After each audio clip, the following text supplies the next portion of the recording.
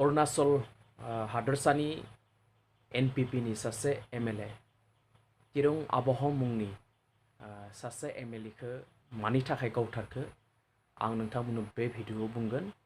बेनि सिगां सोरबाफोर जुदि आंनि बड'लेण्ड टाइगार इउटुब चेनेलखौ साबस्क्राइब खालामाखैबा साबस्क्राइब खालाम, लाइक खालाम, शेयार खालाम। तिरं आब'आ NPP नि सासे MLA मोन आरो नैबे लकसभा इलेक्शननि सासे केन्डिडेट मोनबो। बिथांखौ NSCN IM नि अग्रबन्थिया गावथारदों। गासै बिथांजों लोगोसे गासै 11 जन मानसि थैफायो। बिथांनि फिसालायाबो थैयो, बिथांनि बडिगार्ड थैयो, बिथांनि गारि थैयो, बिथांनि गारि सालायग्रा ड्राइभाराबो थैयो आरो न'खरनि गोबां मानसिया थैयो। नाथाय मोनसे मोजां बाथ्रा, बिथांनि बिसिया जेबो जायासै। बिथांनि बिसिया रैखा मोनो। बिथांखौ मानि थाखाय गावथारदो बेखौ आं नोंथांमोननो बुंगोन। बिथांखौ गावथारनायनि मुल कारनखौ मिथिना मोननाय जादों। गोबां मानसियानो दाबि खालामदों जे जाय जायगायाव गावथारदों बै जायगायाव खैलानि बिजनेस जायोमोन।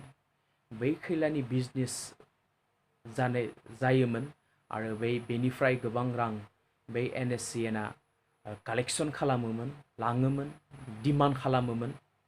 नाथाय तिरं आब'हा उनावहाय जेन बै अग्रबन्थि दलनो रां हरनायाव माना खालामदोंमोन।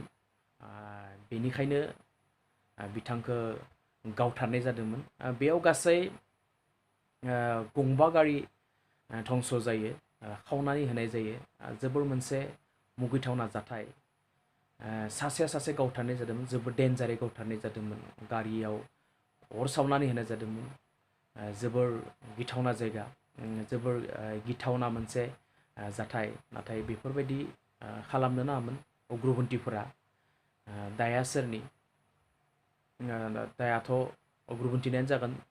जायानो जा, सासे MLA खौ बेफोरबायदि गावथारनाया जोबोर गाज्रि जादों। आंबो बड'लेण्ड टाइगार इउटुब चेनेलनिफ्राय बिसोरखौ जायफोर गावदोंमोन बिसोरखौ धिक्कार होयो। बेफोरबायदि गावथारनो मोना। बयहाबो थांना थानायनि मोनसे मोन्थाय दङ, बयहाबो बाथ्रा बुंनायनि मोन्थाय दङ। सोरबाफोर जुदि आं गुरै खावलायो, सोरबाफोर जुदि आंनि बड'लेण्ड टाइगार इउटुब चेनेलखौ साबस्क्राइब खालामाखैबा साबस्क्राइब खालाम, लाइक खालाम, शेयार खालाम।